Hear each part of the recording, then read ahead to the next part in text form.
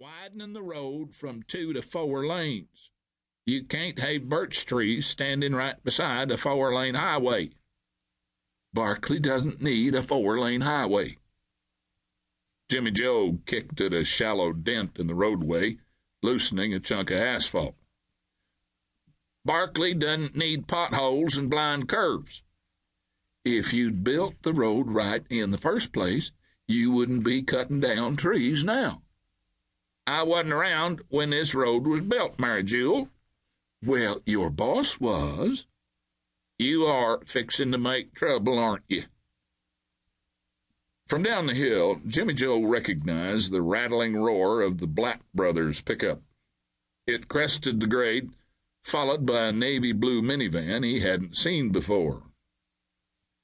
The pickup swerved to the side of the road, and Sonny Blatt jumped out, gesturing over his shoulder at the minivan, which was filled with women. He followed me through the barricade, boss. I couldn't stop him, honest. 2 older women climbed down from the minivan, carrying peck baskets full of tomatoes. Jimmy Joe recognized one, Pluma Wilcox, from his mother's sewing circle. She avoided his eyes and carried her basket of tomatoes over to Mary Jewel. Phil Blatt joined his brother and Jimmy Joe. It's true, boss. They just followed us through. It's all right, Jimmy Joe said. Better call Sheriff Reeder and get him up here. Well, it's just a bunch of old ladies, Sonny said. How come we need the sheriff? Just call him. The van emptied and 6 women gathered around Mary Jewel. The driver of the van was younger than the rest and carried an infant in a papoose pack. Good stewing tomatoes, the driver told Mary Jewel. Pearl Tharp knocked down the price when she heard why we wanted 'em. $4.20 a bushel. It comes out to $1.05 apiece, not counting the gas. Mary Jewel lined up 6 peck baskets by the side of the road and covered a 7th with a checkered cloth from her backpack. What happened to Claire Marie and her van? Doogie took sick, the woman with the baby answered. Well, we'll just have to make do, Mary Jewel said. She knelt on one knee as if she were outlining football plays on her backpack, and the other women huddled around her. The 4th member of the day's crew, Butch Muth, pulled up in his battered Dodge Dart. He was followed by a yellow van with a scanning antenna on its roof and the call letters WSAZ-TV on its sides.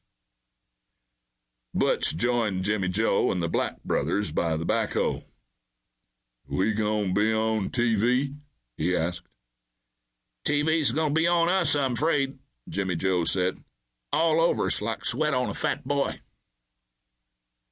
2 men climbed down from the yellow van. Jimmy Joe recognized the first as Russell Oliver, the evening news anchor for Huntington's Channel 3.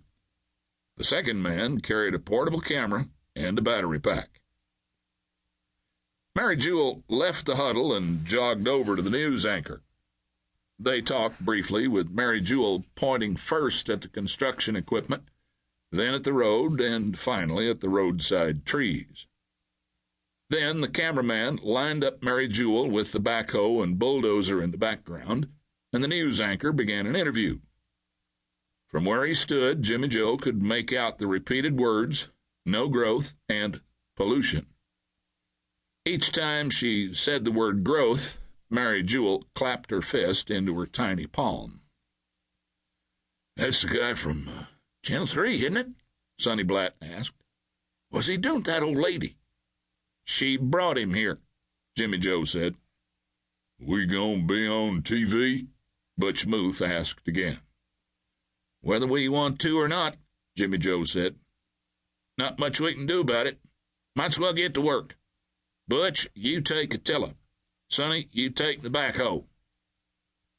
He watched as the cameraman and the news anchor left Mary Jewel and walked toward him. Better work the downside of the slope. There aren't any trees to level there.